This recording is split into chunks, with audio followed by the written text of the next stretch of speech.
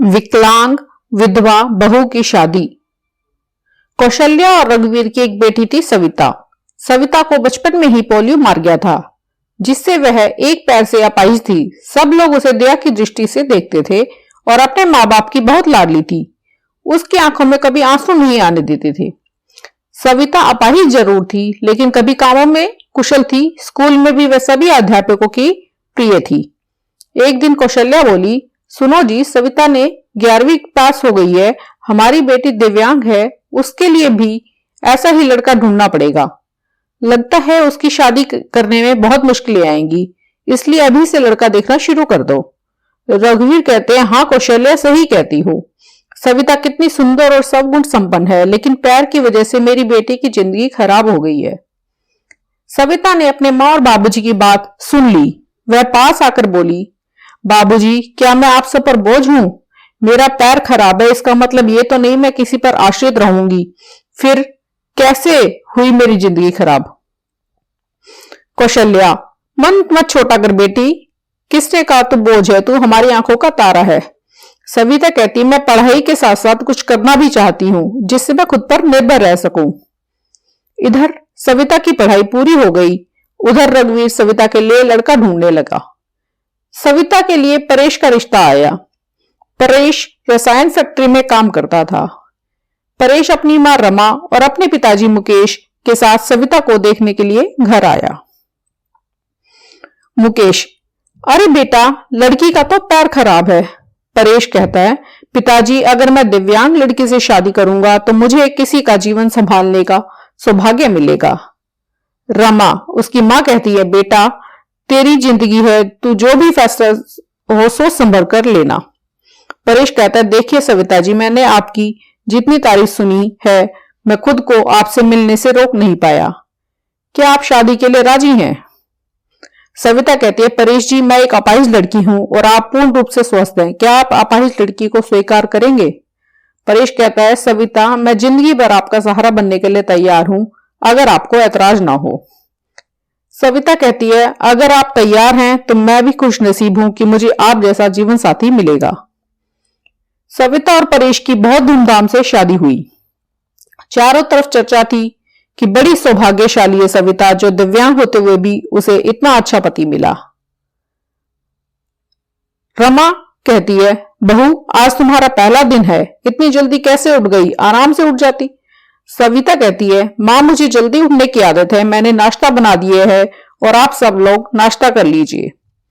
रमा हैरान थी कि एक पैर खराब होते हुए भी सुबह उठकर नाश्ता बना दिया। इसी तरह सविता ने थोड़े ही दिनों में सारी जिम्मेवारी अपने ऊपर ले ली।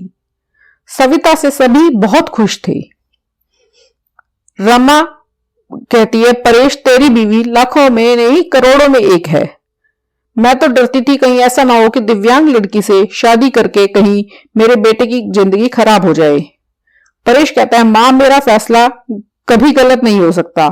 आपसे एक बात कह रहा हूं, अगर मुझे कुछ हो जाए तो सविता को अपनी बेटी की तरह रखना। रमा कहती है, चल पागल, ऐसे नहीं बोलते, वो अभी भी मेरी बेटी ही है। और अगले दिन उसकी खुशियों को जैसे नजर लग गई। परेश की फैक्ट्री में जहरीली गैस लीक हो जाने से कई लोगों की मौत हो गई, जिसमें परेश भी शामिल था। जब यह खबर परेश के घर पहुंची तब घर में हाहाकार मच गया। लेकिन सविता तो जैसे पत्थर सी हो गई। वह खामोश थी, उसकी आंखों में आंसू नहीं थे। वह परेश को यूं ही फटी आंखों से देखती रही। कुछ औरतों ने उसे हिलाते हुए कहा, बहू, रो ले, देख परेश को, वह मर गया है, अगर नहीं रोएगी तो पागल हो जाएगी, तू विधवा हो गई है, विधवा। इसी तरह की बातें सोचकर सविता फुट फुट कर रोने लगी। सविता रोते हुए बोली, उठो परेश, आंखें खोलो, मैं अकेले किसके सहारे जीऊंगी? अभी तो मैंने तुम्हारे साथ कुछ ही दिन गुजारे थे, फिर मुझे अकेला छोड़कर क्यों चले गए? परेश का अंतिम संस्कार हो गया और सविता के अरमानों का भी। रमा कहती है, अरे ये क्या हुआ बहू, सफेद साड़ी क्यों पहनी है तुमने? सविता कहती है, मां, सबने मुझे कहा कि मेरे जीवन के सब रंग परेश के साथ ही चले गए, अब मुझे सफेद साड़ी ही पहननी चाहिए। रमा कहती है, नहीं बेटी, तुम हमारे दुख को और मत बढ़ाओ, आज से तुम कभी भी सफेद कपड़े नहीं पहनोगी।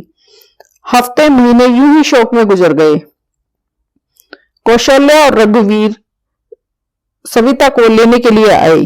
कौशल्या कहती है, मेरी बेटी का जीवन तो तबाह हो गया, पूरी जिंदगी अकेले कैसे काटेगी, इसलिए हम उसे अपने साथ ले जाना चाहते हैं।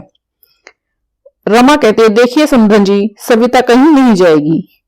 आप उसकी शादी करके कर्तव्य मुक्त हो चुके हैं, लेकिन अब हमारे भी कुछ कर्तव्य है। हमारी बहू हमारी बेटी बनकर हमारे पास ही रहेगी। ये कहते हुए रमा ने सविता को गले से लगा लिया। मुकेश कहते हैं, हाँ समधी जी, रमा सही कह रही है, हम सविता को आगे पढ़ाएंगे और किसी लायक बनाएंगे।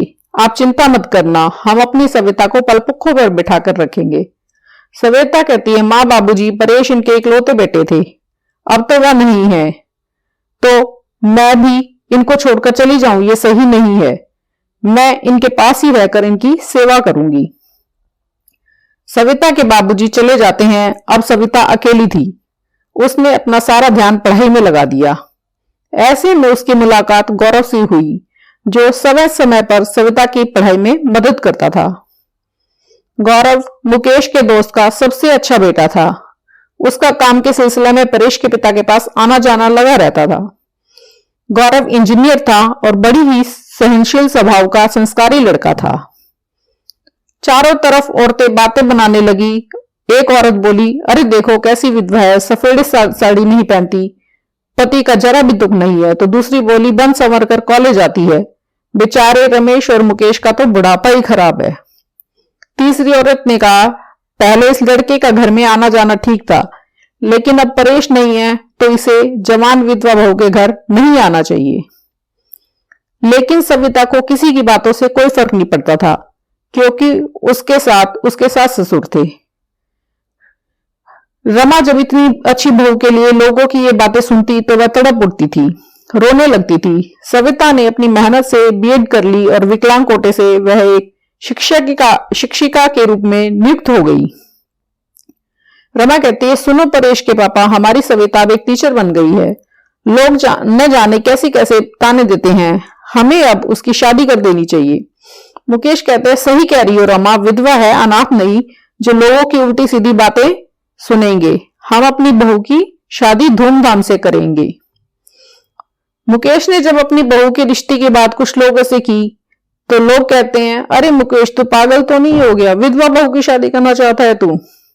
मुकेश कहता है, हाँ, मैं उसकी शादी करना चाहता हूं, उसकी जिंदगी से विधवा शब्द हमेशा के लिए मिटाना चाहता हूं। तभी गौरव ने आकर कहा, अंकल, अगर आप सविता के काबिल समझे तो मैं आपकी बहू से शादी के लिए तैयार हूं। मुकेश कहते हैं, गौरव तुम? गौरव कहता है, हाँ मैं। मुकेश कहते हैं, मुझे यकीन नहीं हो रहा कि मेरी बेटी तुम्हारे जैसे लायक होनहार बेटा पसंद करेगा। मुझे तुम पर गर्व है, मैं ये शादी के लिए तैयार हूं बेटा।